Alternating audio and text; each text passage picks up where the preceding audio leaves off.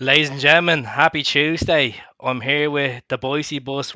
Russell Boyce has joined me on the podcast tonight. Boise, I appreciate you coming on. We're gonna have Oh, some nice one. crack. We are, where are you from actually in Scotland? I never even asked you. Well, I'm from Stirling, like a village beside Stirling called Bridge of Allen, but I live in like just outside Dunfermline now. So Fife, I'm a Fifer these days, mate. Fife, It's new fight for me me, like a mate, man. to be a Fifer. It's all. I've only been here like a couple of years, and the first year was lockdown, so I still kind of feel new to the area. But Dunfermline's actually quite a cool town to go out in. To be fair, I like Couple it. of There's a lot of couple of lot of good. couple of Lot sneaky autographs in the Boozers. I think I've been recognised a couple of times, but I don't think they were looking for an autograph. Put it that way. Brilliant. Deadly stuff. We have an hour to talk about. People are asking us about the B game. Unfortunately, we're actually losing at home to the Mhm. Rangers B side at the moment. Just hopefully we can get back into it. There's like, what, 20 odd minutes left. Hello to everyone on Facebook, YouTube, and Twitter. So, Boise, where did it start? When did you start going to your first? What was your first Celtic game? I was talking about this with Del Boy, does the Celtic Sports podcast last week. We had them on last night. Good crack. He's a great boy. He's sound as man, but like going to Celtic games wasn't really a thing of mine, even when I was young. Now, albeit now I work Saturdays anyway, so the game's a bogey for me. But like, see, when I was growing up, like my dad was very wary, I think, of me getting caught up in the wrong side of it all and becoming a nutter. Green Like, Street because there. I know he just knows. Not like I'm like be a hooligan. He just knows I'm easily influenced. He's like he'll be away causing carnage. So we only went every now and then. But the first game I went to, and I was trying to pick out my mind. I thought it was the 97-98 season, and it was Henrik's first season. And now on reflection, I'm beginning to think it was the 98-99 season. So it'd have been about 10, 11. And Same jersey. So that's the reason aye, why you're probably getting I, confused. aye. And Henrik scored a hat trick. One of them was a penalty that he drilled down the middle. And it was either St Johnstone or Dunfermline. I can't actually. I've been thrown off last week when I was trying to remember it. But what I do remember is the first time you walk up the steps. I was saying this last week. See the first time. I've took a few folk. Tends to be like There's extra old. the two stands are built by them already, and they were just on Aye, the aye, final aye. stand. Oh, aye. And it's like uh, you take someone for the first time to Celtic Park, and that feeling when you go up the steps and you look at it like for the first time, that'll never leave you. And I've been lucky enough to take folk to Celtic Park for their first time and stuff, and you just kind of watch their face. Do you know what I mean? As you're coming up the steps, you just look out and just like, what a place, man! It is paradise for a reason. Ah, stop! I remember my first time. We done the stadium tour the day of the Champions League. We were playing Milan 0-0, Oh yeah, and yeah, yeah. this was the year Milan went to the final and beat Liverpool. But it was Lenny's last season. We drew 0-0, and then we were unfortunate to get beaten in extra time on the San Siro. Boric pulled off about 12 cracking saves against Kaka. But my uncle brought me up to the stadium tour, and we went in the reception. Nakamura was sitting down on the couch on the left hand side. So we were doing the stadium tour and we went up the stairs. And then who walked through the door? A Valder Snow. Really? Yeah, I used to have like this, the Motorola Razor Light phones used to be the flip phones at the time. So there's me with a Aye, picture of Vander Snow. Evander Snow. I think he start. Yes. I think he started that night. Thomas Gravison was very rude to me at the time, but obviously looking at the podcast that Thomas Gravison been on lately, he's what a man, what a man. But Aye. so we done the stadium tour. We got to Rod Stewart's seat. I think it was Billy Connolly's seat as well. And my uncle goes, "You don't have a clue what you're in for tonight. You don't have an absolute clue." And I'm laughing at him because I've obviously Mm-hmm. watched a couple of, only 16. I watched a couple of Celtic games before that. Watched the Seville final. Watched a couple of derbies. And I said whatever. And he goes, "See over there on the right hand side behind the goal. That's where we're going to be sitting tonight. That's where we're going to be sitting." Love it. And so, anyways, we got the bus, Celtic supporters bus from Clydebank. I was only 16, a couple of Red Bulls and vodkas, did not have a clue where I was going. So you're coming up the Celtic, you're coming up London Road, and then you're seeing the lights. You're just like, whoa, this is a big thing, like.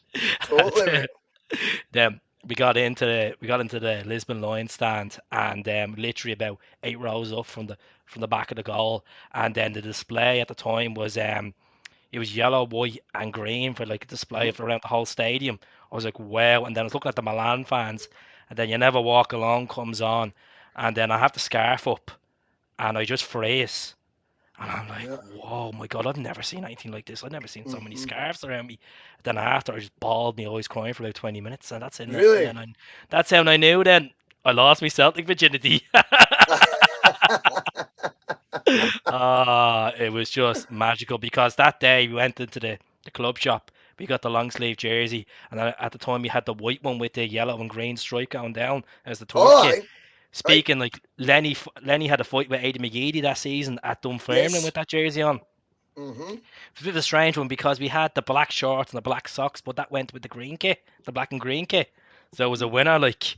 But yeah, it was just amazing. It was absolutely class, man. And I went to a couple of I went to a derby after that. Unfortunately, we lost 1-0. Hugo Gediok scored, and then the Oh, following yeah, yeah. season, 3-2. Scott MacDonald and Barry Robson, and then he beat Benfica 1-0. McGeady was at that one. I was at the Shakhtar one.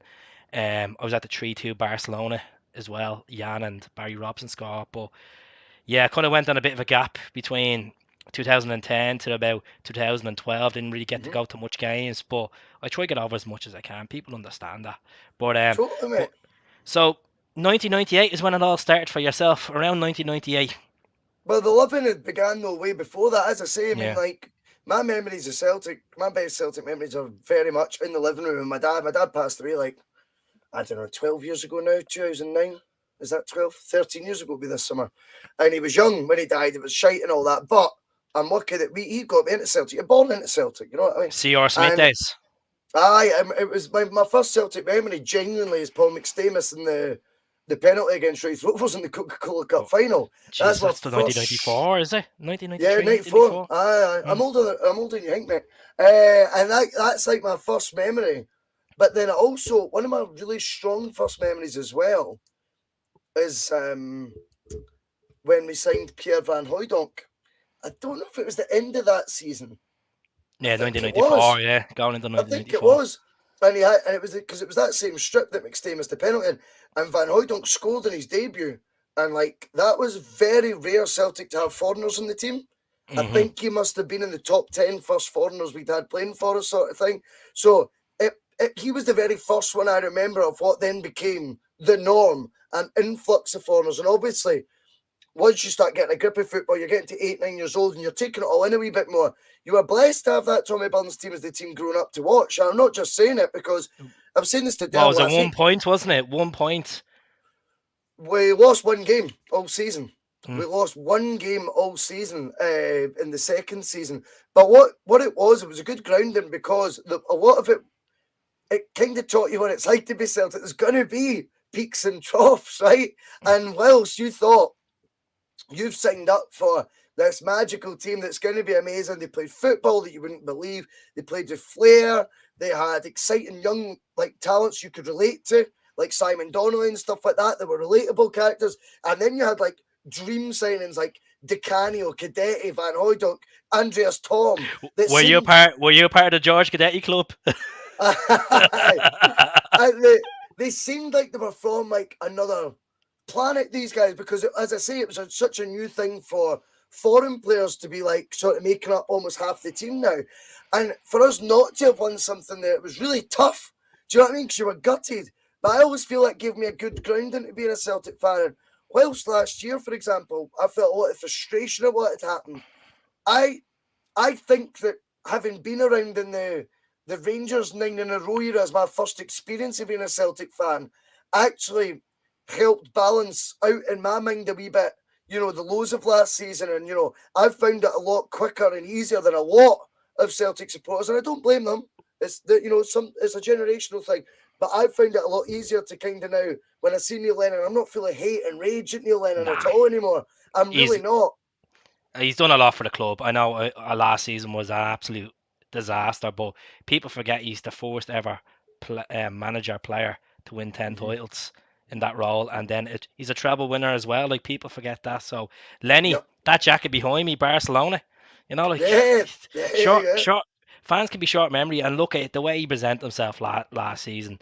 It was everything was going wrong. Not having the fans in, dropping like defensive issues, having the wrong defense. Duffy was the disaster, and look, Shane Duffy's been phenomenal for Brighton this season. Just everything went wrong last season, but Yeah. we'll move on from it. But the question I'm going to ask you, Russell, because you were around back in them, as you said, the Rangers days, um, Hmm.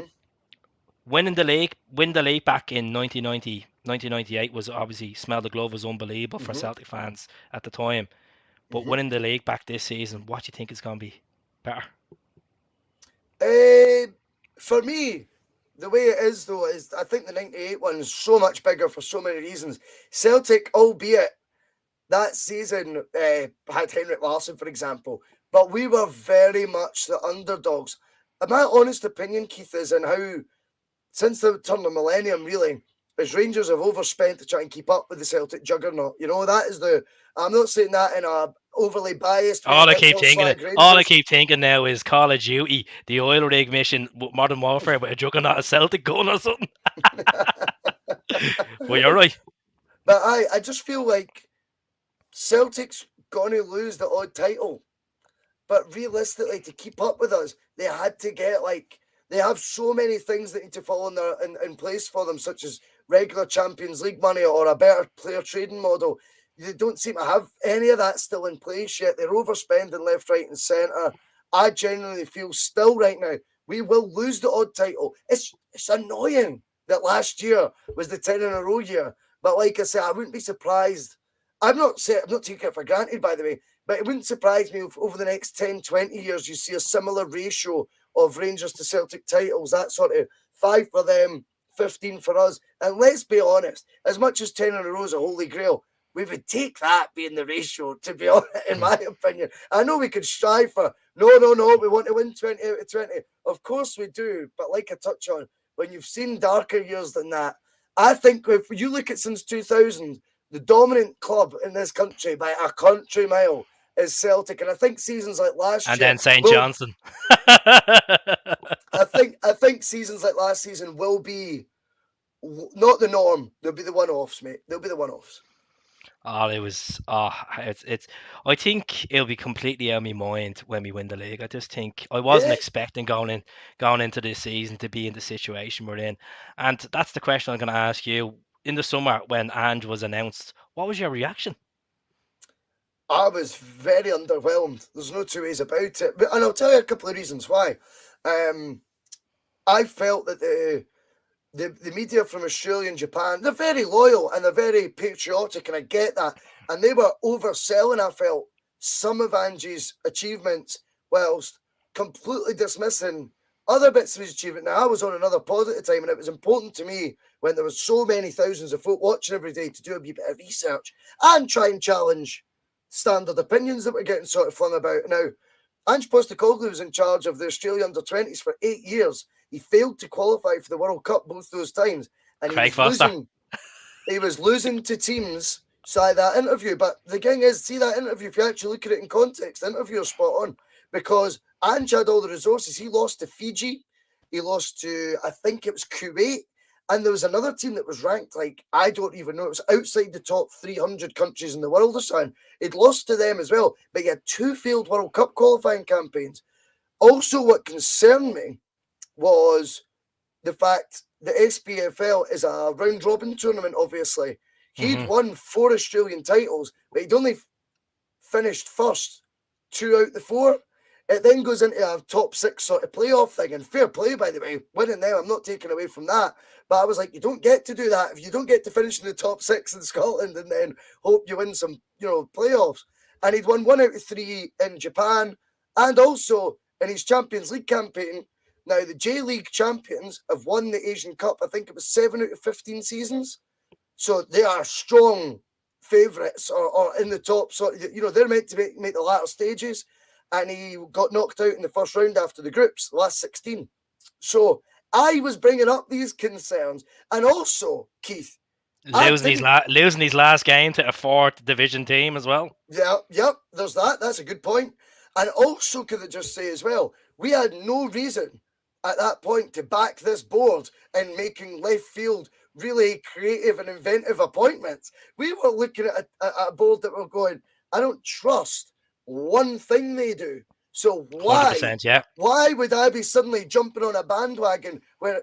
But what it turns out is, of course, it wasn't the board's call. It was Peter Lawwell's son part of the City group who's given them the tip off and created that availability. As Celtic have acted upon it, but out of sheer panic, by the way, not because they were proactive. When you actually look at the date, even Postecoglou was appointed, it was so late in the day that he had to, I think, catch up almost at the start of this season. So that's not something Celtic had identified early like they make out.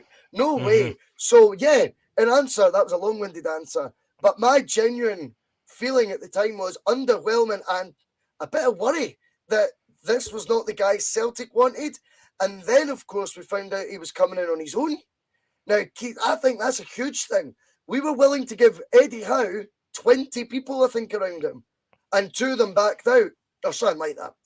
Whereas Ange was coming just completely on his own with the same coaching team that we'd all absolutely ridiculed for the last 12 months. You know, the guy with the iPad, and you're sitting there going, this whole thing doesn't add up. The maths don't add up how this will work. So I've got to be honest, there's no one happier to have egg on their face right now than me. Oh, yeah, it was just when it was announced, I was like, is there a chance of us taking this lead back? Like I looked at his record as well, and I wasn't happy with it. I went on, done a video, and I was getting absolutely slandered by Australian Celtic fans saying you don't have a clue what's going on. And there was people from Japan as well saying to me, and I was just Mm-hmm. looking at it as a Celtic perspective. We'd never had an Australian manager in. He didn't have much European experience. He managed in Greece's second tier. I think he lasted what 16 games there, Yep. and I was just kind of like, I don't know about this. Like, but the question to you is, Russell, when did he start winning over you? So that's a brilliant question because I was having Ange was a real roller coaster at the beginning, wasn't he? Because we had a spell, I think it was 3 home games in a row, and the combined shots we'd had was something like 120, 130 shots on goal in 3 consecutive home games. And you're sitting there going, right, that's Ange ball.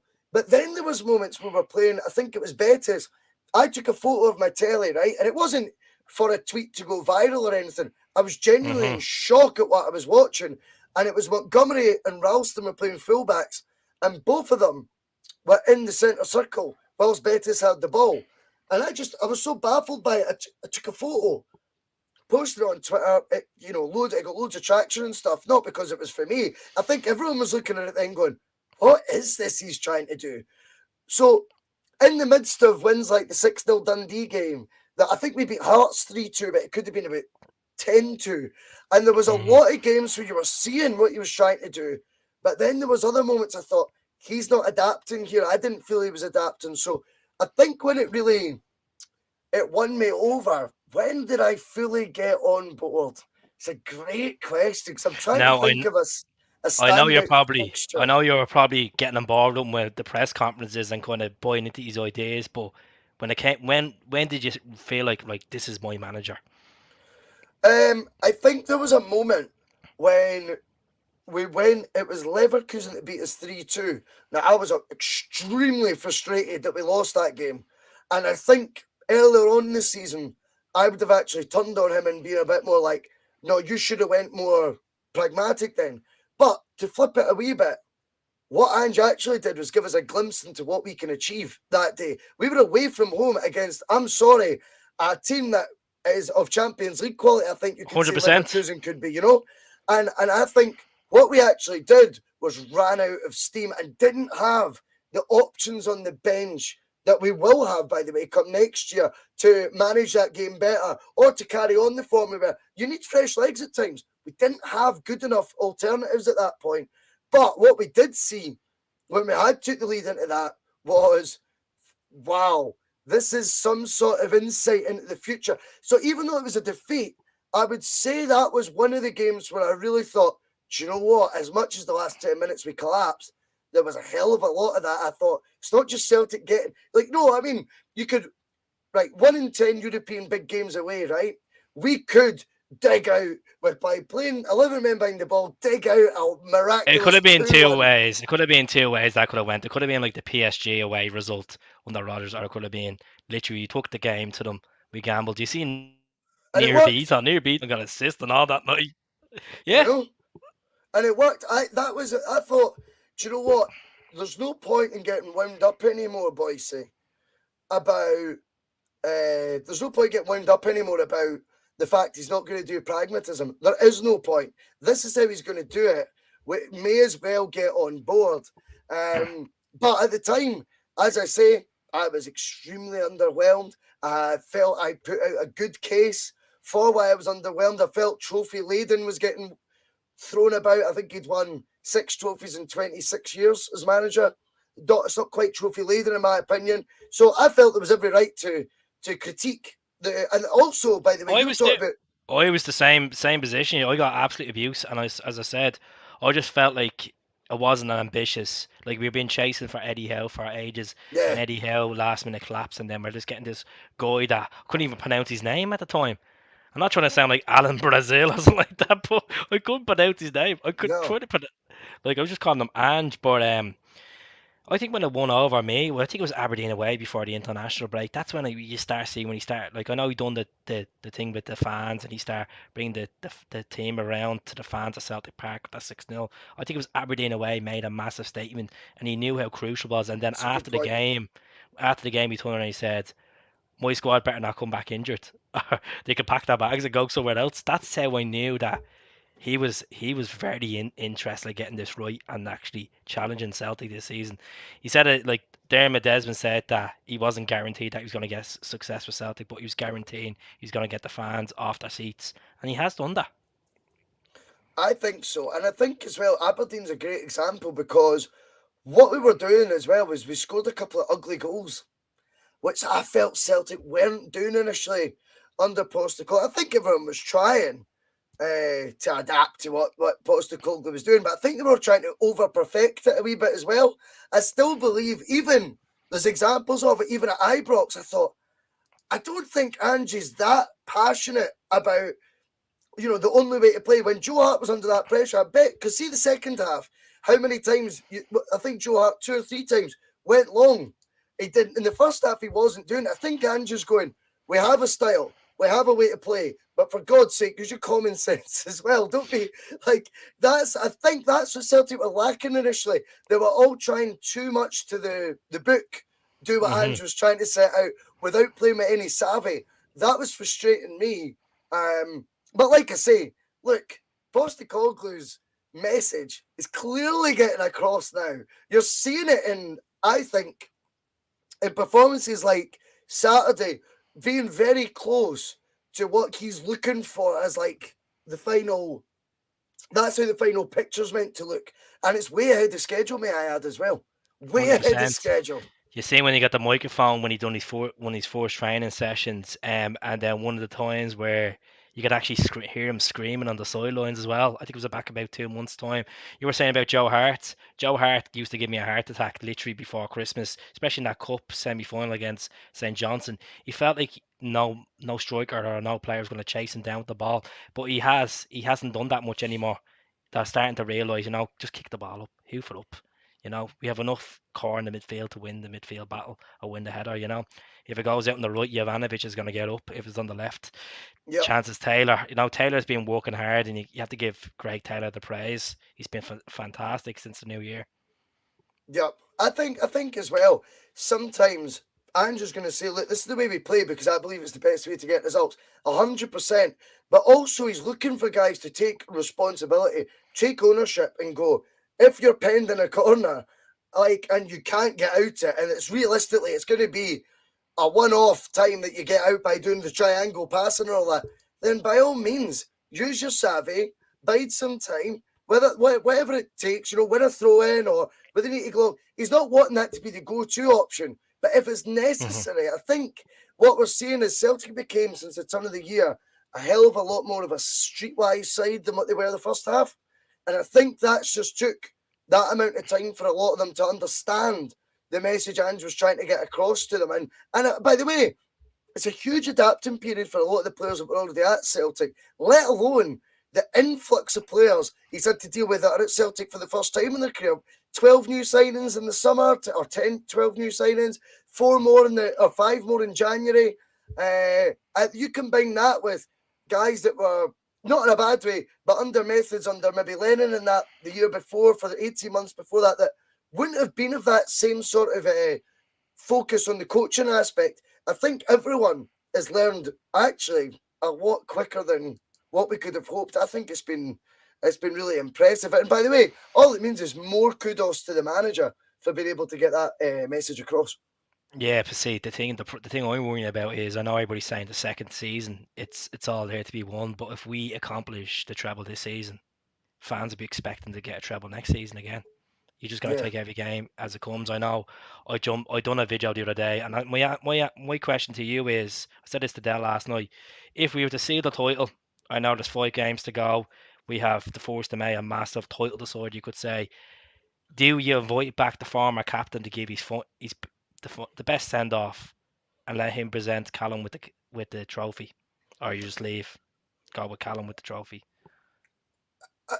I think the whole thing's a wee bit awkward for me right now. The conversation. I think we need to. I mean, don't get me wrong. I'm contradicting myself because I'll say we're fans. We're allowed to be positive about the future, and we're allowed to say Mm-mm. I think we're going to win the league. That's true. And then I flip it and I think, but getting to the stage of who's going to carry out the trophy is maybe even for me like just that wee bridge too far. Albeit I believe Celtic will win the league. If I'm honest, I think Callum McGregor, by the way, would have no problem with it. But would I have a bit of an issue for Callum McGregor? I think perhaps. I think it's his title. It's his as a captain. It's his title. It's nothing to do with the previous captain. No offence, by the way. That's not disrespectful to Scott Brown. I just think he should be able to enjoy his moment the same way Scott Brown was allowed to enjoy his. Now, I suppose you could argue Paul McStay handed the trophy to Scott Brown at some point during it. But is it maybe just going to feel a wee bit like it's too soon? I think even Scott Brown might find that a bit Yeah, awkward, if I'm but honest the with you. hype of the season that we had last season, and then for Callum to come in and do that job, Scott Brown walks out in the middle of the pitch, normal clothes on, just gives him the trophy, walks away, claps. What's wrong with that? Who did What's that? wrong with that? What if Bruni does that? So Bruni comes Yeah, in a nice suit, like kind of what Dembele did. Dembele just strolled around with his tracksuit on or his his cap jeans on. on. Yeah, his cap on. Just bring Bruni back, let him hand him the trophy instead of Neil Doncaster handed the trophy, and then Callum does a lovely speech after, thanking all the players, the fans, everything. That'd be the icing on the cake for me. I think there is two sides to it because you felt rotten. See that photo of Scott Brown where he's sitting with on the pitch on his own when he was leaving Celtic, and you're like, that is not how he was meant to leave. Let alone the fact it was trophyless, but just him with no one there. I mean, I think Celtic as a fan base is the one thing about it is a big family, and even if it had been a trophyless season, in which it was, and the fans had been there, which it might not have been if the fans had been there, but that's another debate. But I think Celtic fans, even if it had been disappointment in the season, Scott Brown's last game, what a send off he would have got. I think there'd been flags with his portrait on them. I think there'd been big tifos for him still as well. And it is a bit frustrating. Uh, Dell throwing a few Ric Flair slaps, chops. well, That's I it. That's think what.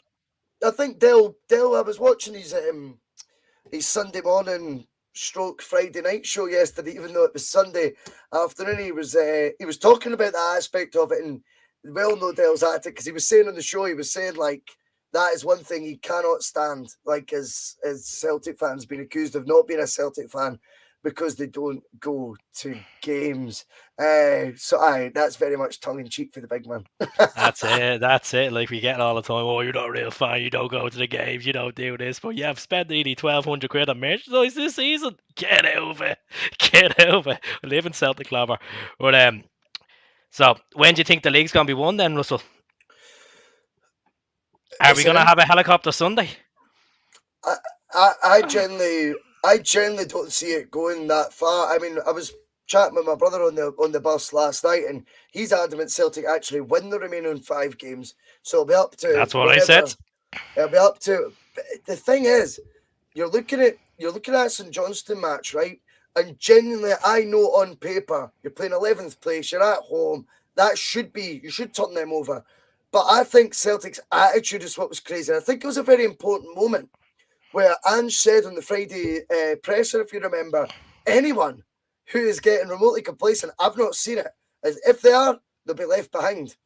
I thought you seen that encapsulated on the pitch by the team. They absolutely were at it from the moment go. They actually played with as much intensity and pace and desire and urge than what we've seen all season. That strikes me that this Celtic team will not be resting on their laurels in the slightest. And with that attitude and the amount of quality they've now got, I'm sorry, the league will be won before the last day. There'll be no helicopter Sundays. The biggest dread for Rangers will be if they slip up in their game. I think, is it Dundee United they play before they play us? Or So Motherwell? I they can't play remember. They play Motherwell at 12 o'clock. Motherwell. We play Ross County, and then Yes. we play them. I don't know If who we they. I think they have Hibs the final game of the season. Or Hearts the final game of the season away in Edinburgh. Well, we're at wow. home. Wow. I mean, I think they'll be concerned about, you know, Sure, they be getting the buses back in. They'll hear you hear all the amps thumping through Glasgow. it's true, mate. And that is still got to be. I mean, even if it can't be mathematically possible, we could end up winning the league effectively against them, and that will be very much on their conscience. I think more than the Celtic side, which is a total compliment to the mentality. I think of the Celtic team. Russell, what has been the game of the season for you?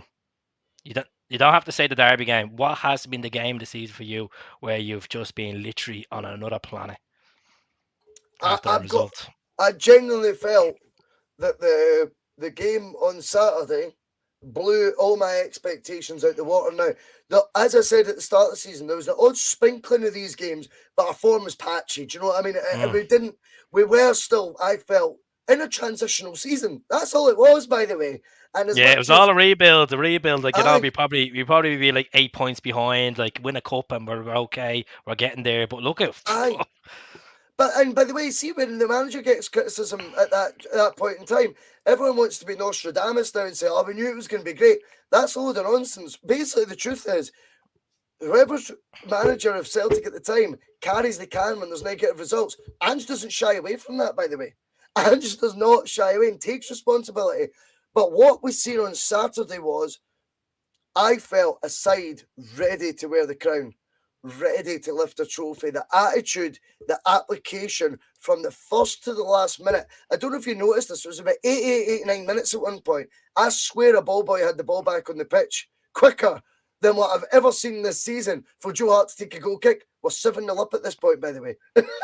And that relentless nature and the fact it all just came together so well on Saturday. And I've got to be a wee bit biased as well, just as a fan. I just think Celtic Park and the sun. I just think Celtic Park and the sun looks so good. That Saturday for me was the closest we've seen to the end game for Ange, if you like what he's looking to achieve with Celtic. I feel that was as should have been 10, close, Boise. Should have been 10. and That's what that will annoying. happen. You That know, will it should have happen. been 10. And you know what? I was having a moan about it last night. People leaving the stadium at 82nd minute. Like, come on, for God's sake. We're seeing one of the best, sexiest games of football in a long time. And people are leaving the stadium. I'd be hogging the seat until the full time. No, you don't want to leave that. You don't want to And leave that. and you've seen the fans doing the huddle as well. I know we've seen parts of it this season, but that was just, a bring back, just can't get enough days. It had that 10 year ago feeling about it, didn't it? Well, I think you're right because I think, like you were touching on earlier, we're coming back this time. It's not about The loathing Emperor it. strikes back. Aye, if you want to call it that, mate. But yeah, I think very much we're coming back from a position of weakness where we all thought we were. We all thought we were under the cosh this year. We all thought this year was, as we say, a transitional year, whatever. So it's almost like we've been the underdog who's now achieving this brilliance this year, and that does bring a different vibe to it. I mean, when you're talking about just can't get enough to come back, roll with it's played a part recently in over the Tannoy as well, which I think is an absolute Celtic anthem. Now, I know obviously I love Oasis and all that, but that brings me back to memories of, again, that title we were talking about earlier, 97-98.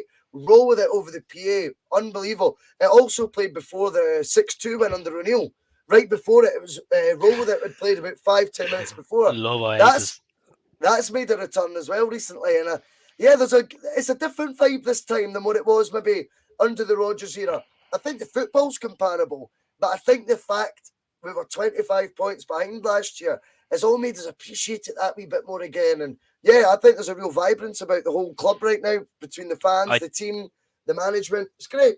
I think the difference with Rodgers and then obviously with Ange for season, I think everybody expected Rodgers to come in and deliver the goods. You know, That's true. they were only being promoted. We were in cruise control. We had a strong team there. You obviously bring. I know Dembele came in the door before Rodgers did, but you know we went invincible.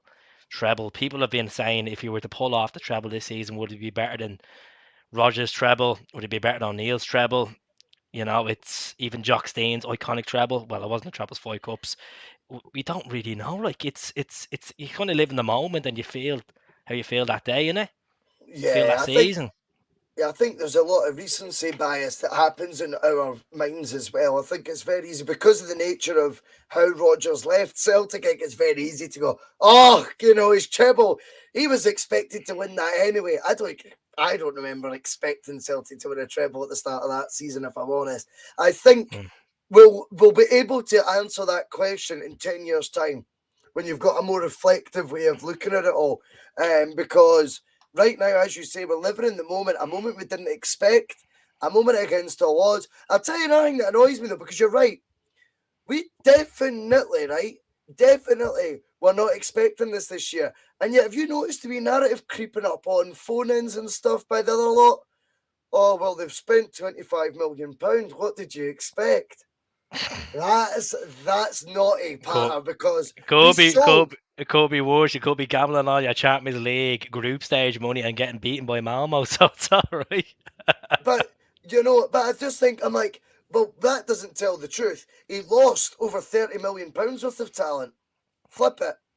He lost Ayer 13 million, Edouard 18 million, Christie 3 million, but that was only because he had 6 months left in his deal. Remember, his deal was ending in January randomly. Otherwise, he would have been a £6-7 million departure as well. And we've replaced it with less money and a hell of a lot more players. So I think we're very much in tandem with the rest of the league that we sell players, our transfer net spend is less than what outlay than what it is 14 players revenue. out. 14 players out. 12 players in. I know obviously Shaw's on loan, Montgomery's on loan, but these are players to come back and obviously fight for a place in the senior team as well. I know Irrigidi, there's reports that the team he's on loan. They're looking to get him on the permanent. I know it's an option to buy. I'd be disappointed with that. I'd like to see Irrigidi come back and fight for that right back position. I know Jovanovic is out of this world and Ralston Sure. has been outstanding. You know, it's so it just Tom Rogers, Near Beaton, Ralston, they've all literally just became different players this season. Yeah, no, well, I mean, I think this is the sign of good managers, though, as well, when they can turn players in. I mean, we've seen examples of this, by the way, over our whole, well, not our whole Celtic sport life. There's plenty of examples in mine, anyway. Martin O'Neill with Bobby Pettit, it sticks out in my mind massively. He turned him. I watched Bobby Pettit away in Amsterdam, and I mean, he was unplayable that night. Like, I remember the 6-2 game. Rickson was sent off after not sent off, substituted off after 26 minutes, something like that, because Bobby Pettit had completely ripped him to shreds. Bobby Pettit, I mean, even the idea of that before the start of the season was laughable. Probably similar to some like Tony Ralston now being a viable competitor with a 26-year-old full Croatian regular squad member at the very least, 10 caps, 26 years old, Croatian international. And if I told you before the start of the season, Ralston will push him for that jersey, no one would believe that, No, right? it's- No one. And I think Brendan Rodgers did a bit of it. I think Boyata was a notable one. Boyata ended up back in the Belgian squad, having worked under Rodgers, and I think Mhm. Rodgers initially didn't fancy him. I think it took 5 months for him to break in the team, and then he took Sviatchenko's place. I think he made Stuart Armstrong a better player. And I think this is I thought Lee Griffiths became a far better. Unfortunately, it didn't work out for Gary McCoy Steve, and I thought he was going to be something else for Celtic. Mackay Stephen. Yeah, but I mean, in general, though, the narrative is good managers or elite managers, whatever you want to call them, make players that you don't expect better. And yeah, it would have been nice to have GMS becoming what he potentially could have. But I do feel that we've seen under Postecoglou enough signs that not only will he is his transfer record phenomenal, by the way, but also what he's done with the existing players at the club is something to admire. Tom Rogic was going to be sold to Qatar for £4 million, Last and season, yeah. was anyone blinking an eye that much? We weren't really No. like, look, he's too injury prone, he's not up to match fitness, and now he's a different level. Like you seen him against Then Rangers he's 90 2 weeks minutes. ago. That's it. And then you got Sexy O'Reilly coming through. That's absolutely a baller for 21. He's the replacement for Tommy Rogic. Like I was looking up his stats today. So O'Reilly played 45 games this season for MK Dons and Celtic. I think he has 10 goals and he has 6 assists. And Tommy Rogic has 44 games and he has 6 goals and I think it was 8 assists. But like that's the style. Like the boys are just running amok. I think it's actually, you know, the terminology, you know, like for like sub. I Mm. don't ever think I've seen a like for like sub like these two in my life. They may as well be the same person the way they play. Just one's a slightly younger version. I think they're very alike in their style.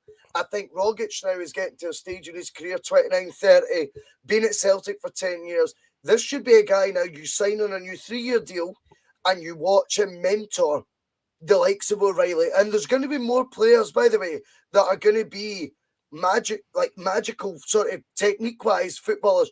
You're Hmm. wanting them to learn under the guide of someone like Tom Rogic. He'll make you feel calm. He'll make you feel at ease. That because obviously he plays in his slippers for a start, you know. But There's it's no like, odds. but I think genuinely he's a brilliant guy for O'Reilly to be competing with the two different spectrums of their 20s. One's 29, one's 21, right? But they play very similarly. Do you not think O'Reilly's learning from a Tom Rogic every day? Bedding Look at in at that. Look at Celtics, that finish. Look at that finish. The second goal was a Tom Rogers trademark finish, very similar to the one that he scored against Motherwell. totally. Totally. I just think right now, I think you might be looking at the Rogic O'Reilly like for like thing, right? Might be just a wee insight as to exactly what Ange's looking for across his squad. He wants it all to be little you don't know which one you would rather Well, have I'll in the tell you what. team. Thank fuck we didn't sign Matt Riley. Not Matt Riley. What's his name? Riley McGree. Riley McGree. Sorry, Riley McGree. McGree, yeah, Thank fuck yeah. we didn't sign him. He went to Middlesbrough because Matt O'Reilly was a steal. There was many clubs in the Championship looking at him, 5 or 6 clubs, and there was a couple of clubs in the EPL looking for him as well at the Well, time. he'd flagged up on Liverpool stats.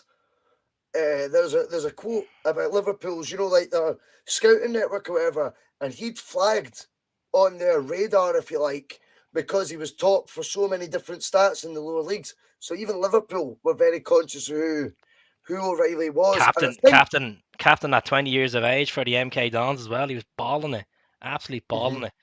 But we're going to talk about Sunday. I know it's obviously it's a bit early.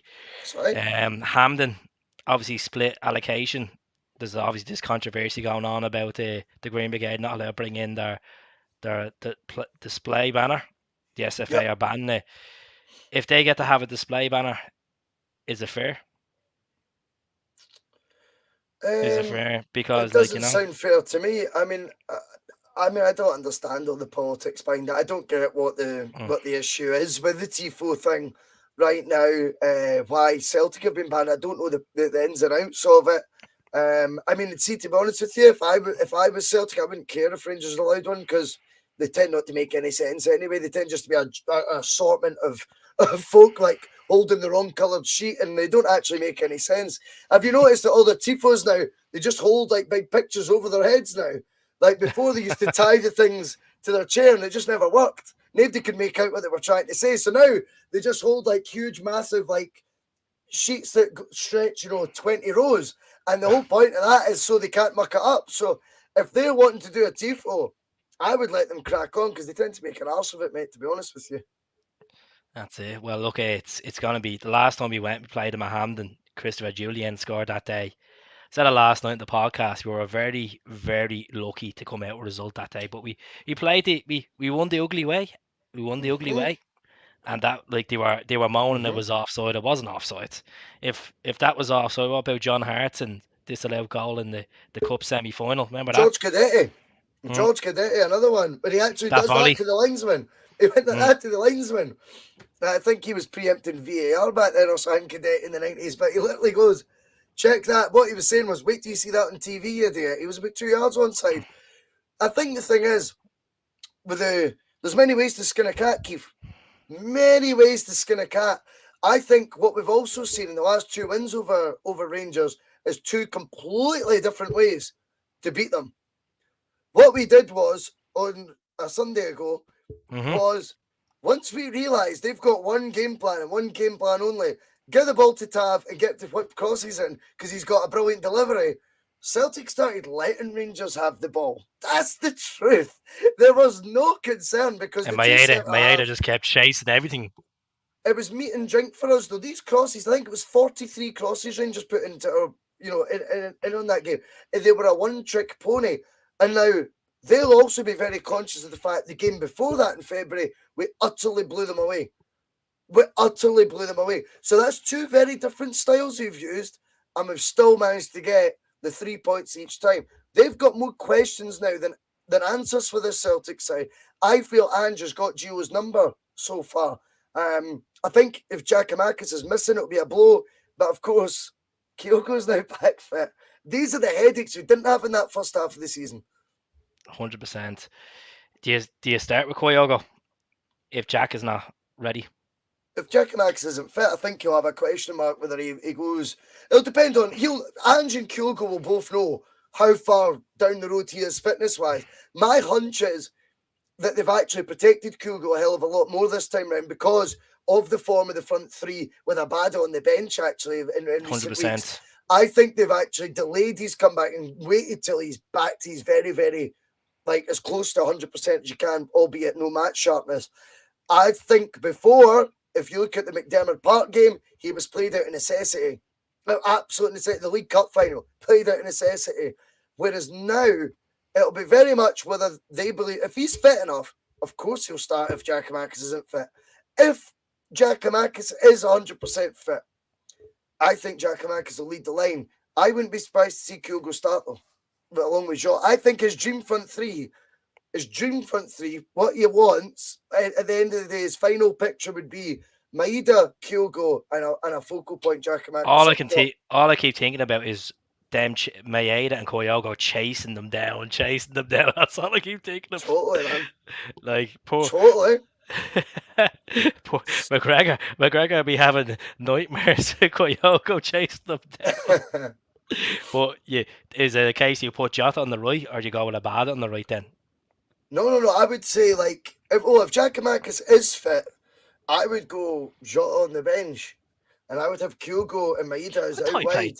Thought he played outstanding against them the last two Uh, games, especially at Ibrox. I thought he played really well. Oh, he did. Oh, it's not. This is the thing. This is called choice now. It's That's your not about football us. manager. It's not a slight. It's not a slight on anyone if you leave them out. But I think the pressing of Kyogo and Maeda is the exact profile Ange looks for in players, and I think Giakoumakis has been such an ace in the pack dealing with them in the last two games. He has given their centre halves so many nightmares. He just brings a completely different thing. But it'll be very interesting to see the front side. See, to be honest, we are, for want of a better expression, pissing in the wind a bit because we don't know Giakoumakis' extent to his injury, and we don't know how fully fit Kyogo actually is in his Maybe return. he's just holding the Or cards close to his chest. totally, mate. Well, right now, none of us know, so you could consider the cards held closely, Well, definitely. he told the press literally on the Friday before the derby. He's like, yeah, he's available for selection. We didn't see him, so maybe he's just putting that out there to make Gio think what's going on. You know. Yeah, totally, mate. Totally. Now, this what Dale was saying about Villarreal, it doesn't affect us unless they win the Champions League. That's what as far as I know, Yeah, they that's have to fact. win the Champions League because Because they're, we'll still finish ninth in the coefficient. yeah, so Villarreal, the issue with them is they are going to give us the fear right up in this tour. It would be so typical of Scottish football, and that's Celtic bad luck we were talking about at the top of the show, Keith.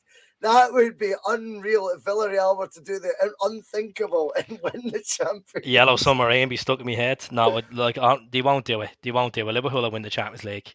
I think Liverpool or Man City. Madrid. I think Chelsea were beating Madrid 2-0 in the Bernabeu. Last I checked, but I don't I don't really keep tabs on the Champions League unless green and white is in it. You know, Absolutely, mate. I'm talking about Yeovil Town now. The Glovers. Now, yeah, look, it's interesting on Sunday. I just have a feeling it's going to go to extra time. I know people probably think I'm a Debbie Downer, but I can see this game go to extra time. I think we're going to blow them out, get a goal early enough. They're going to get back into it, and then it's going to go to extra time. We'll beat them 2-1, or maybe no 3-1, 3-1 extra time. And that's when you're talking about the decisions on the bench. This is when you bring the likes of Jota on second half. You bring on Beaton to steady the ship in the midfield, pull Callum up, bring O'Reilly on. Do you start with Tommy or do you start with O'Reilly on Sunday?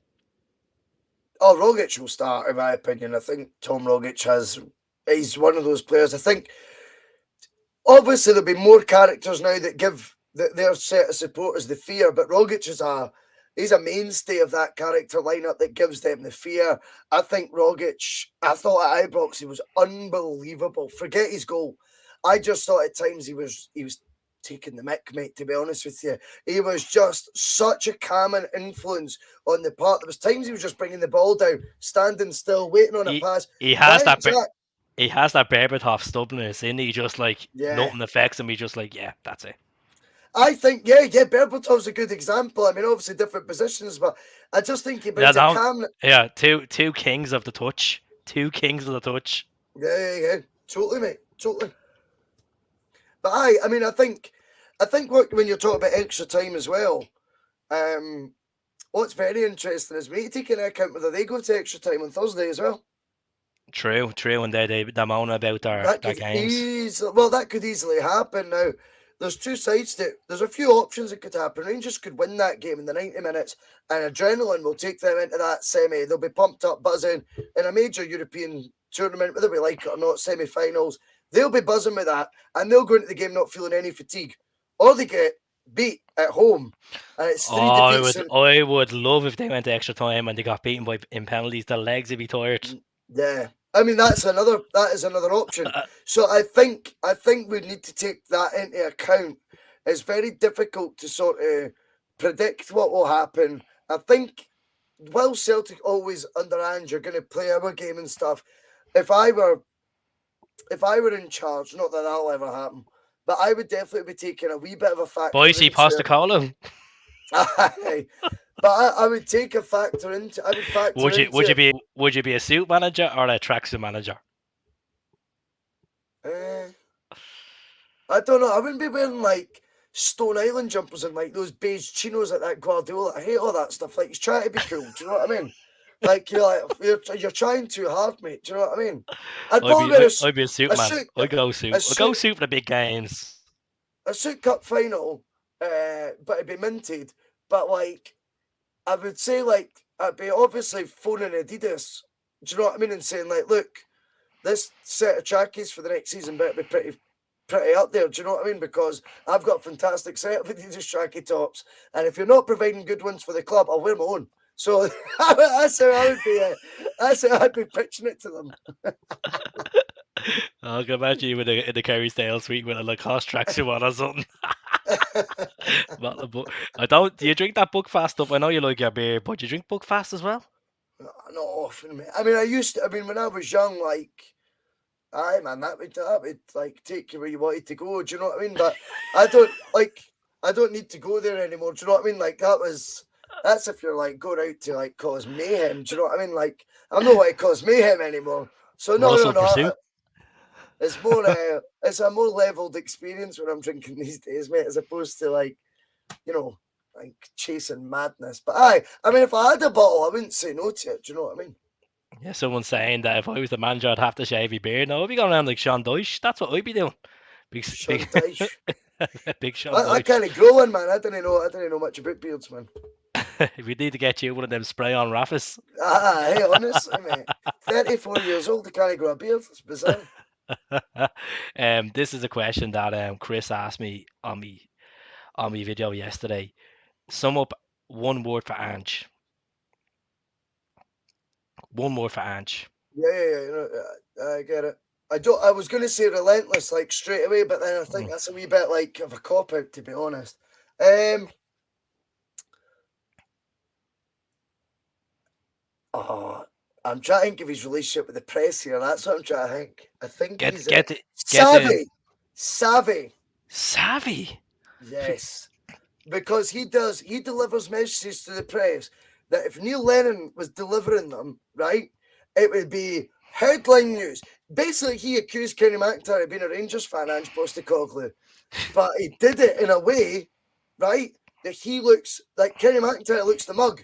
Whereas Neil Lennon, if he suggested Kenny McIntyre, the journalist, didn't want Celtic to win the game, and that's why he's asking him about penalties and referees, that would be headline news like Neil Lennon moaning about bias in the media. Whereas Ange did it so succinctly. He is savvy, mate. He is savvy. I'm gonna say Terminator. I'm gonna Terminator. say Terminator. That is the Timulator. That's what he is. The Timulator. Get stuck in. Yeah. It's just been a surprise. Everything was a surprise. Like you go back to that Dundee United interview when we drew 1-1 at Celtic Park at the end of September, and people were like, "Jesus, he's called the league quick here. He's called the league real quick early in the season." You know, Like, it's again him dealing with that media so well, isn't it? and then he done a press conference. It was a post match reaction after he won the League Cup, all emotional, and he's like, "You are calling from my head at Christmas. I'm still here." Oh, I know. I know. I know. And it's just he always has just these one-liners and just absolutely magic. Like you just look forward, you're going into the weekend a good buzz when you hear Ange, and then he's like, mate, this mate, like the Australian culture when he says mate, like when you're in the bad books when he calls And mate, the bad because bits, yep. you can see the way he talks to different types of, obviously you have fan media in there as well, and then you have the press, but he takes a step back with the fan media and he's relaxed and he's just laughed with them, and he did it with the press. Poor, they get annihilated, get absolutely annihilated. Like he doesn't go out and attack them like the way Neil Lennon did. He just But does it. I don't think he says it that off piece from what Neil Lennon's saying. I think there's a lot of the way he does it is in delivery. There's a calmness to it. But I think at the end of the day, as far as I'm concerned, he accused a BBC's one of their top journalists of not wanting Celtic to win a football match live on air. That is mental when you think about it. Like, Was that the Michelin game when he was in the no, airport? And it was only about 6 weeks ago. And he was talking about the referees, and he goes, "Well, if the result didn't go the way you wanted, maybe you'd think that." That's what so he's very cleverly worded it, without saying it directly to Kenny McIntyre. But you're going, he has blatantly just accused you of being gutted that the result hasn't went your way because we won. I don't think many would get away with that. I think the way he does it, the delivery is it's very savvy, mate. It is very savvy. He knows I what was he's watching doing. one of your podcasts right about 2 or 3 weeks ago. I'm gonna throw the bomb at you in this one. Mm-hmm. You did turn around and say on your podcast, and I'm gonna back you on this as well.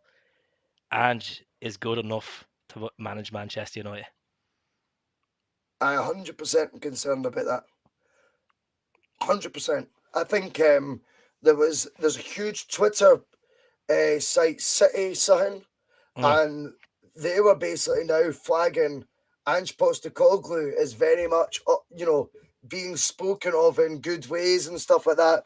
United, I mean, we are definitely not advocating Ange Postecoglou to leave, by the way, at any stage. This is not what this is about. That's a cracker. That's an absolute cracker. I love it. That's great.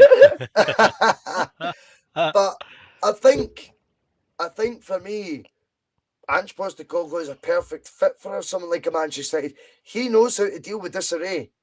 He knows how to control the media. He has a calming influence. I think it would be an amazing fit him at Man United. Not that I want it, but I think he would I think he'd smash it there. Uh, I don't. Jess Marsh is the manager of Leeds now, isn't he?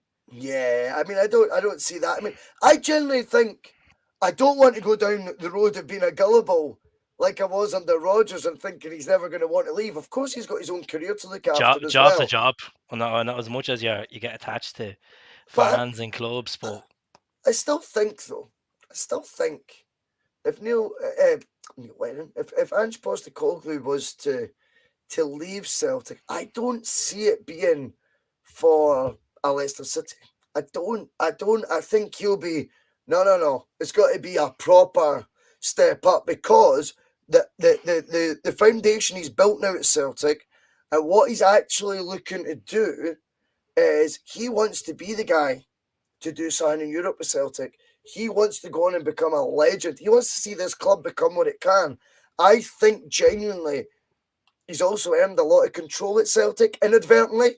Their fault they didn't get ahead of recruitment. Their fault they don't have a chief exec. Ange pulls all the strings. And if Ange now wins the league, potentially a treble, who are they now to question him? He holds all the aces. He won't get that in another club. So I don't think he'd be quick to leave to a mid-table, APL team. But I think those at the top of that league and that, a Manchester United and stuff, it would be remiss of them not to be taking note. Not only what he's achieving right now at Celtic, and there's still, by the but way, trophies to he's be a won. unique manager, Russell. But That's what you're basically trying to say. He's but the different fit, from what you usually get. yeah, exactly, mate, exactly. He's unique, deals with the press conference, brings a sexy style of football, you could say. As you said, he controls these transfers. United at the moment are in an absolute state, going through managers like bars of chocolate. Just Mm, literally, that's how bad it is. But you'd have to like. I don't think Ange will go to the EPL. And if Ange does go to the EPL, it won't be for another 3 years. I think he'll take basically a director's position, and then I think he'll park off that for 2 years, and then eventually end his career managing as he always wanted to do. I don't think he'll be a manager in the EPL as much as he's well good enough to do it. I just don't think he will. yeah, but That's my we'll wait opinion and on it. see. I mean, we'll wait and see what happens, man. I'm quite happy with him doing the job he's doing with us right now, and he's got a lot of work still to do. Exactly. Exactly. It's only episode one. That's it. It's only episode one. I think we're looking at probably a 3 year deal, and there's no point of giving, as I said this to Dell last week, there's no point giving a manager a 5 year deal because it means that it's people are looking at it from the outside perspective.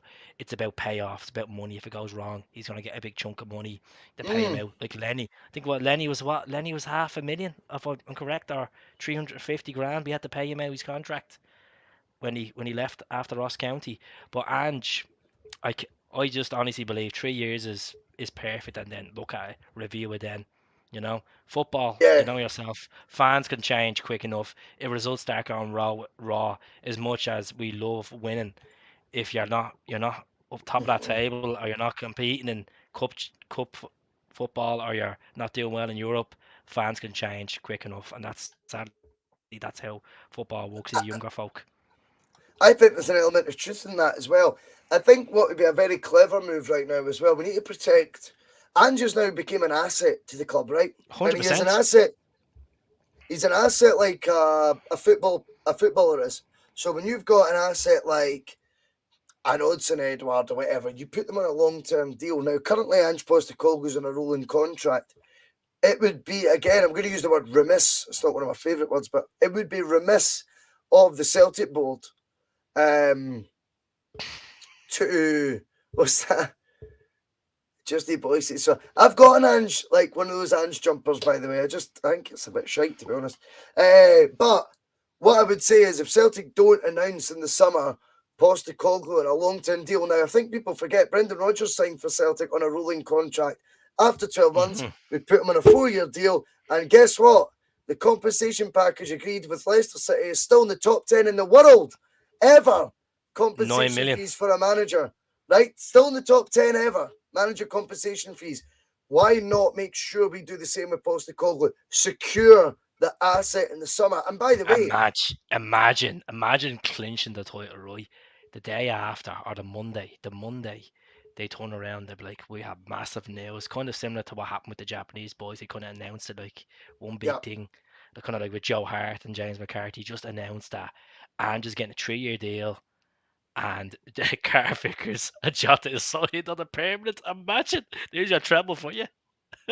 Well, absolutely, mate. Absolutely. I think it would be it's a statement of intent as well. Do you know what I mean? It's not like rolling contracts. By the way, I totally understand with management. I mean, Martin O'Neill was on one for long enough, but I just feel in the current terms, Celtic are very much vulnerable to the EPL's riches. They are.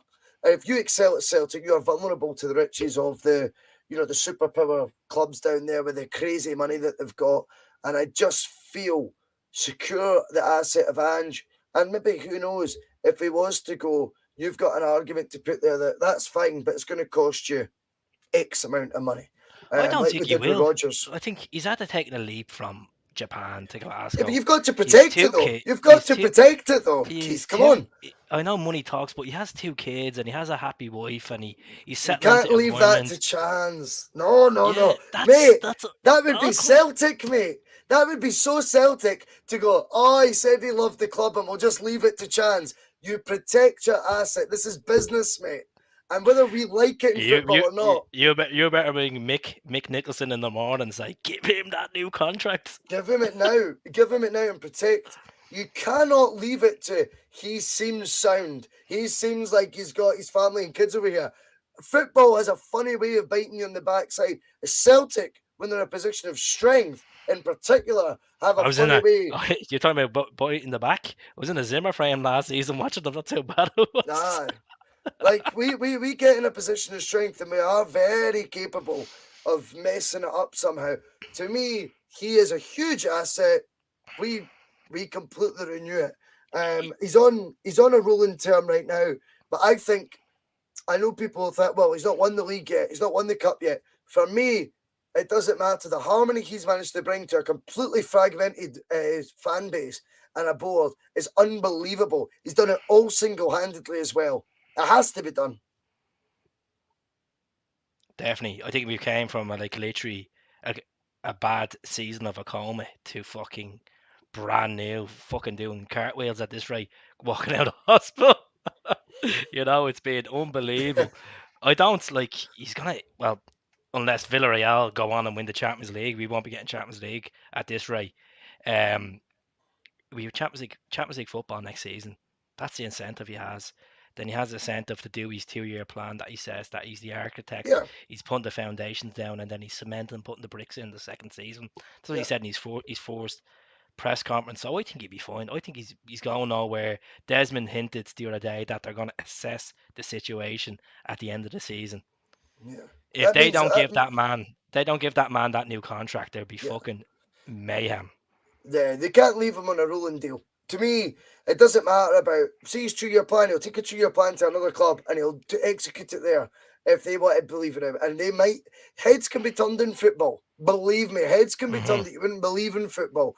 It's so easy to think that he's not going to leave till he's got it complete.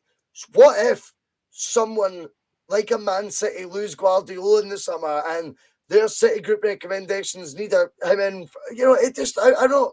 It sounds like it's me getting Fucking overexcited. break That my can heart to happen see though. him at City. It would So break my heart at the well, empty ads.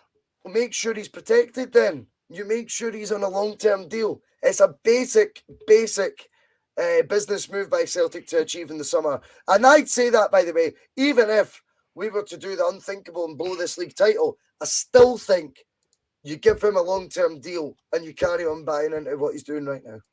Well, how much you say he's on a week? To be honest, I mean, I couldn't even try.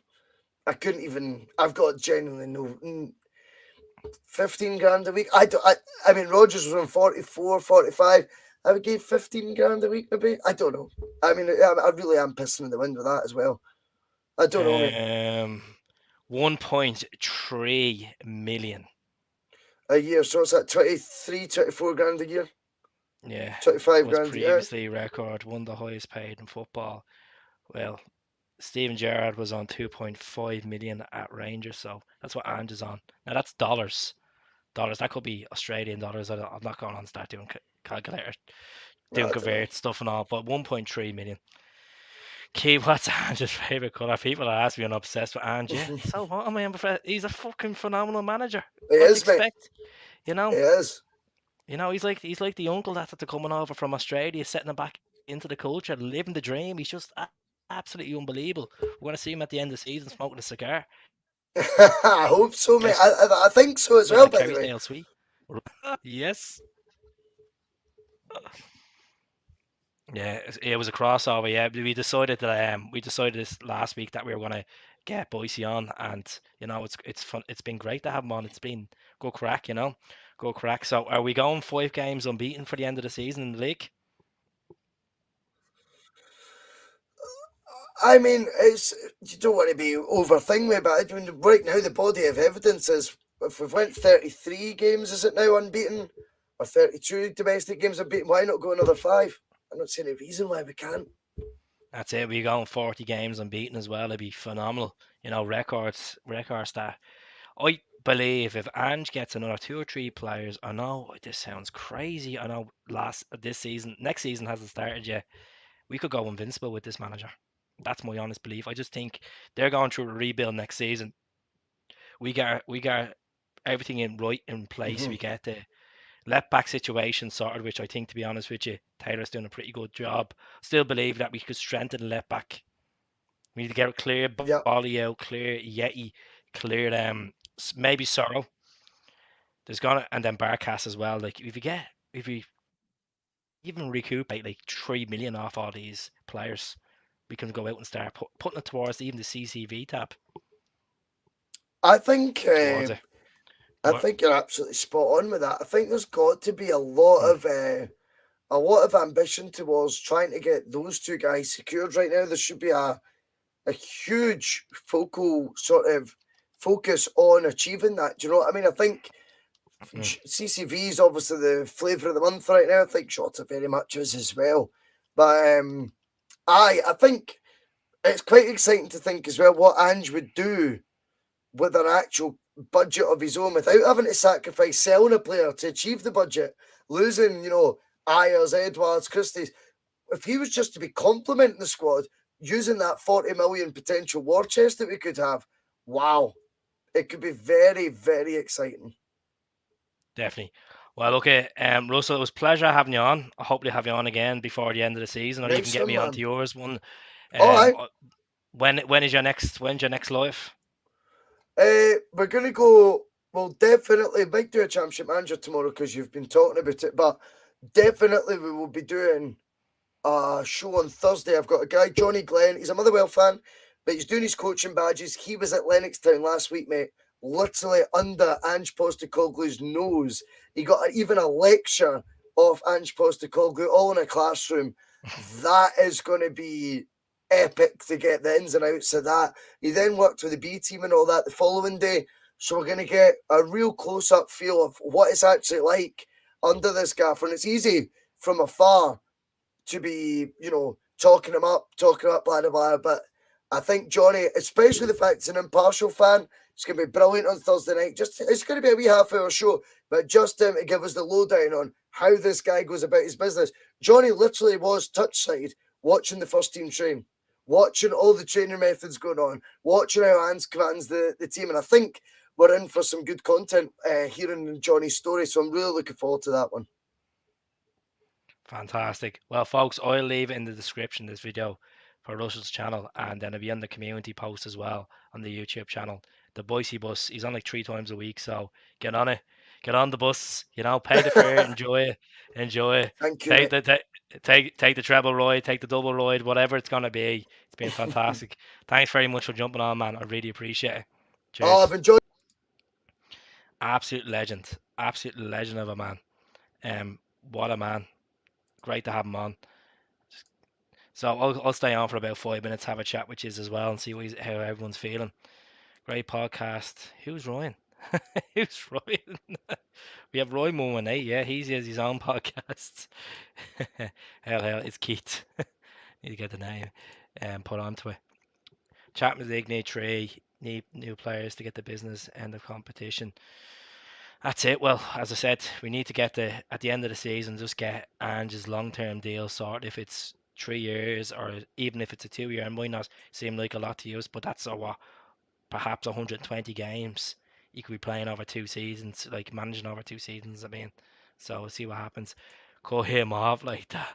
I don't know. Sometimes it happens. I've done that to the Hungarian football vlogger as well. I'll be giving him I'll give him a comment on it. Oh God, he knows what I mean. Ned's need give Bucky a name. And look, some people like the book fast. A shout out to everyone that's been watching on Facebook and on Twitter, and also on YouTube. If you're the first time popping in, please do subscribe. Do subscribe as well onto the BOYCE bus as well. As I said, he'd be on Football Manager tomorrow night. But he made some really good points tonight. It's good to get a different Celtic perspective on things as well. Um, yeah, you're asking me one word. I said Germinator was the Bulgarian's name. Batant. He's a good man. He was actually in Germany the weekend. Went to see a St. Pauli game. He did against Werder Bremen. I think everybody was delighted. Angela 4 year deal. I think 3 year deal will do. That way. Obviously, next season is just his big season, and as I said, the only fear is in my side. As much as I said that we could go invincible next season, I know it's a bold statement, is fans be expecting, if we do the treble this season, fans be expecting the demand again next season for a treble. And there's a lot, it's hard to keep up, but we've done it. We've done it.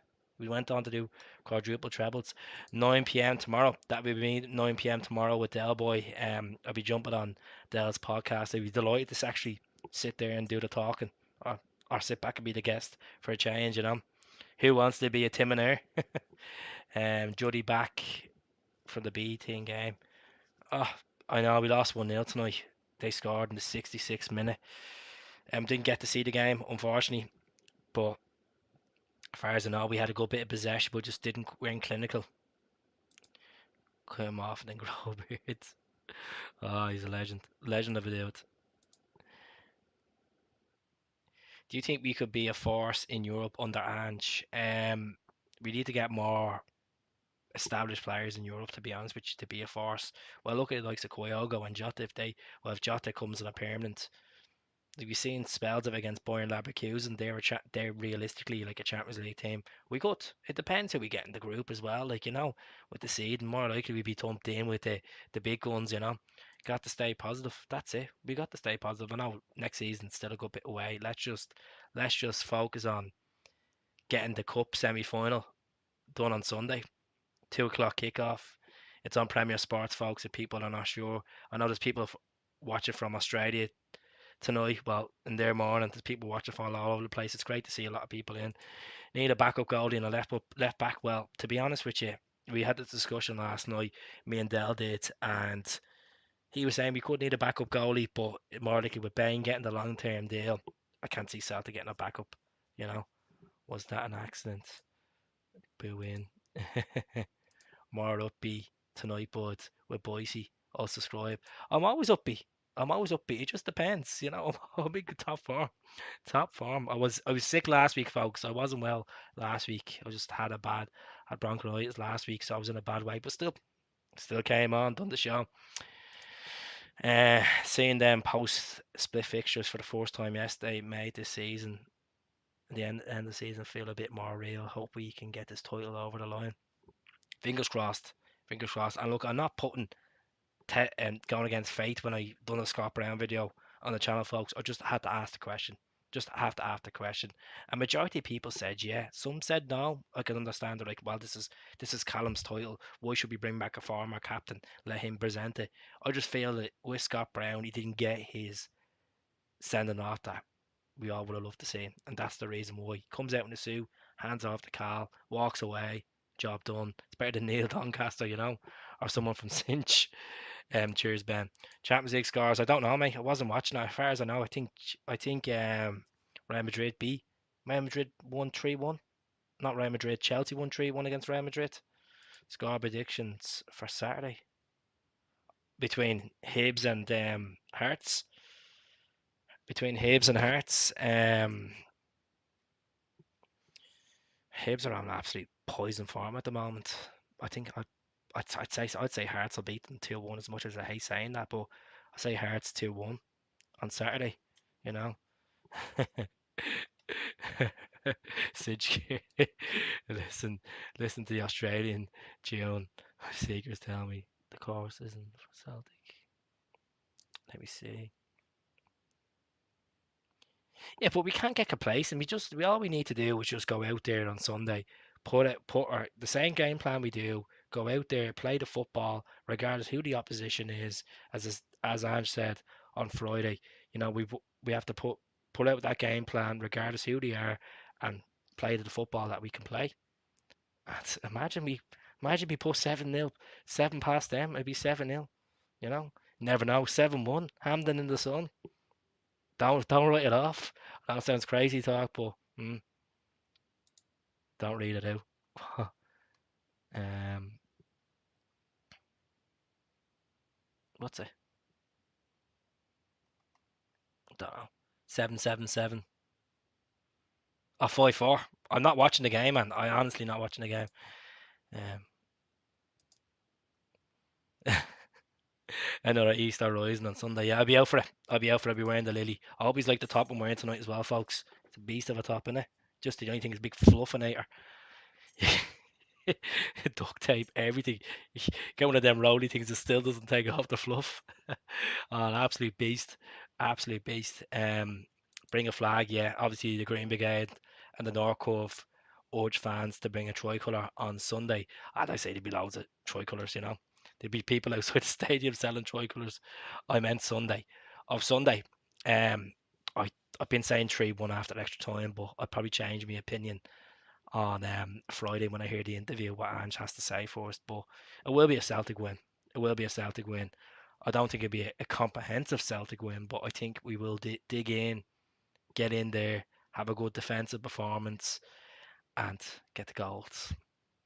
I fancy a Tommy Rogers goal at Hampden as usual. I can fancy a Lee Alabada goal and a Maeda goal. I don't know about Kyogo. I don't know about Giakoumakis, but it doesn't really matter who scores once we can get over the line and put ourselves for the Hampden showdown against an Edinburgh team on the 21st of May. That's all I care about. That's all I care about. But let's just get this over and done with.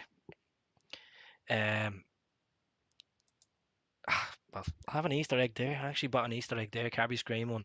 I'll be on the Guinness. I'll be on the Guinness on Saturday night.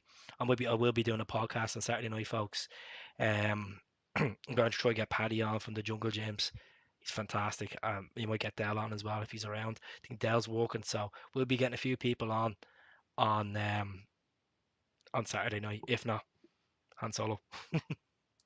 We are one.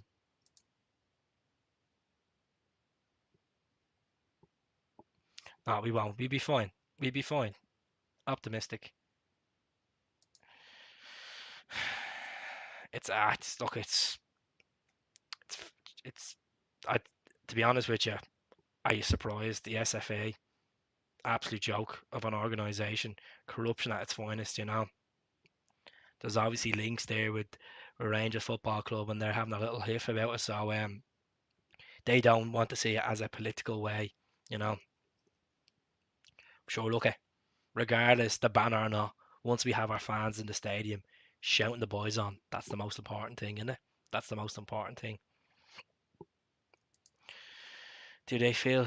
Do they fear civil war? They are banning the green and white and orange of Ireland. Well, if they're going to be like, if you're banning a flag color, why can we not ban the Ukraine flags or Israeli flags or Palestinian flags or Union Jacks? At the end of the day, you can't ban one nation's color. You know, it's only colors. At the end of the day, it's just disgraceful that you have that in society. It's absolutely disgraceful. You know, the club was founded by an Irish man. Yes, there's people on this that are like 100% Scottish, and well, I'll always say, well, it was all Scottish men that won the European Cup, and that's it, and that's the end of it. It is it is in Scotland. It was founded by an Irish man, and there's always going to be an Irish connection there at the end of the day. And look at the 125-year anniversary jacket. There's the tricolours on that. So I put Kyogo up front. He bagged the brace in the league. But that's the thing. And I was on with a knackered hamstring. You don't know. Could he last the 90 minutes? Even get like 60 minutes out of him. Or even you could play Jota on the left, Abada on the right, and bring Maeda on. And think about Tavernier being wrecked. Half an hour to go. Him chasing everything down. And then bring the GG on as well if he's available. It's all to talk. It's all to talk about. And that's why I'm trying to say to you is hold off on your predictions properly until Friday to see what Ange has to say in injury news and stuff. You know, you know. Sure. I'm not singing. I'm not singing it. I'm not singing on the podcast. We do one night in the TikTok. Yeah, no, 100% Frank. I agree with you. I don't think it'd be 4 or 5. I know. I completely agree with you. You know, it's a said we can't get complacent. Just go out there and play to the best level we can, regardless who they are, regardless what their best players are. Players that are like compared to Ribery, that's only scores 2 goals a season. You know, true. That's it. Well, folks, I'm gonna jump off. It was an absolute pleasure having you all on tonight. Massive thank you. If you haven't subscribed, please subscribe.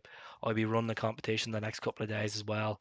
We're going to give away 2 tickets to 4 Star. They're going to be doing a gig. Martin O'Neill, Paul Lambert, Lubo, Jackie Mack, Simon Donnelly.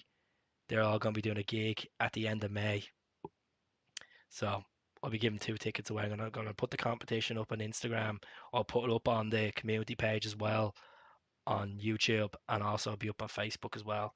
So if you can all go on and follow 4 Star on Facebook or on Twitter or on Instagram, and the tickets are available as well on Ticketmaster as well. Far as I know, starting prices from £35 onwards. But they done a show. They did a show about 3 months ago. Phenomenal, absolutely phenomenal. It was good I wasn't there, but sure, we'll see what happens. I see can I go to the next one. It's on a Sunday, so yeah, good meeting, lot of good. Um, hell. Thanks very much. That's it. So it's always a bit of banter between this stream. But thanks very much for everyone jumping on. See you all soon. God bless. Thank you very again, Russell Bryce. Cheers.